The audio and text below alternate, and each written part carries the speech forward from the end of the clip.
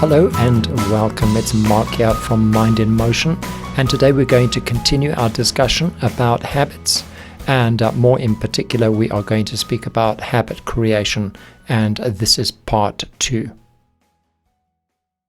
Commit to good habits, lose bad habits.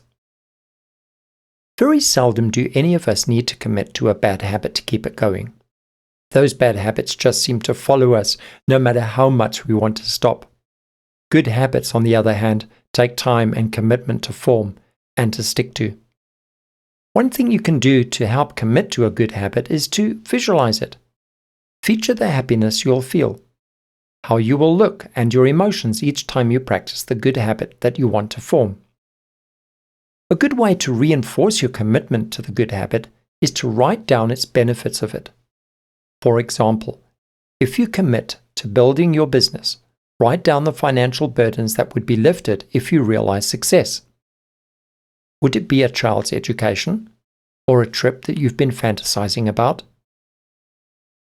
Also, write down the sacrifices you're going to have to make if you commit to a good habit. For example, if you're committed to losing weight, you might not get to indulge in a big restaurant meal with your friends. Giving up alcohol may also cause some social repercussions with your friends. Don't quit if you experience a failure. When you're truly committed, you don't just give up at the first sign of trouble. Wars would never have been won, and highly successful people would never reach great heights if they quit after one or many failures. Ridding yourself of a bad habit must engage your mind totally and completely. You've got to realize why the bad habit keeps plaguing you. Is it an addictive habit, such as smoking or alcohol?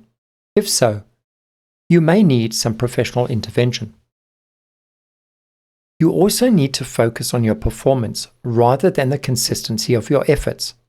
For example, if you're committed to cardio exercises 3 days a week but only feel like doing some stretching, you've at least kept up the exercise routine, making the bad habit of not exercising easier to break.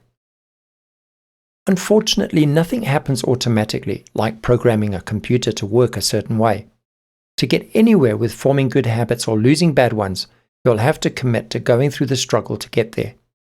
You can commit to a good habit for 30 days and have a pretty good head start on making it a permanent habit.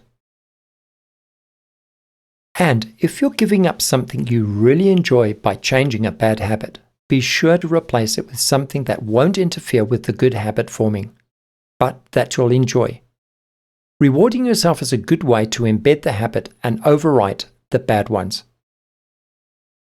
And be sure that your habits are being formed or lost because you want it, and not what someone else thinks you should do. You can hardly look to others for convincing when you can't even convince yourself.